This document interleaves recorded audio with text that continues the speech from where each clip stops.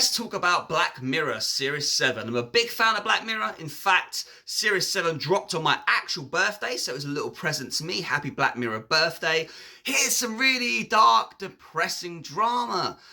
Set in a not so distant future, they're sure to send you into a further existential crisis just when you've turned 35. And to top it all off, this was my least favourite season of Black Mirror. I hate to say it, with 2 episodes that I would class as banging.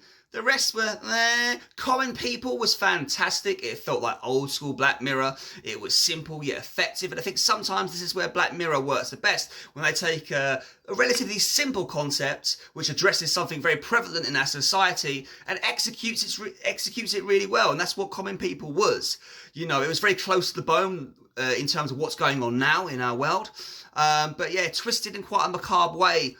But then also very satirical, very funny. Chris O'Dowd is fantastic. I've said this so many times. He doesn't really get spoken enough about as an actor. He's exceptional when you think about the start of his career playing Roy in IT Crowds and now. So yeah, Common People was fantastic. And then USS Callister to Infinity or Into Infinity. I think they did an exceptional job on this one, because on paper you're talking about a sequel to a single episode in an anthology series, and yet they pulled it off. It managed to build on the previous episode, or film. It's more like a film really, but it managed to continue to build on that world and yet incorporate new things that we're experiencing yet again in today's society.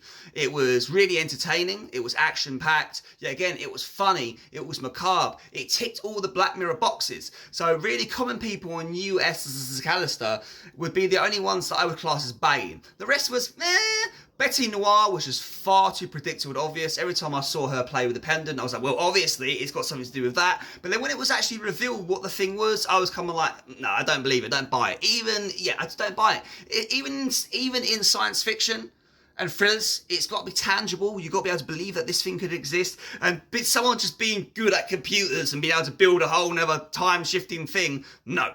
The Hotel Riviera, the 3rd episode, again, I thought the concept was good, acting was good, some of the writing was good, but I just felt like the concept for me was just too overblown to the point where I found it, I didn't believe it. I don't believe that a film company would want to remake a film word for word and just change the actor. I'm not buying it. Frongs just boiled down to nothing. The ending of Frongs was the most frustrating. Just when I thought it was going to go somewhere, it really didn't. And I kind of thought that they was trying to latch onto the Bandersnatch fans. It was just like, nah. And then obviously Eulogy. I actually really, really liked the concept of Eulogy. Yet again, really well acted, written, but underwhelmed.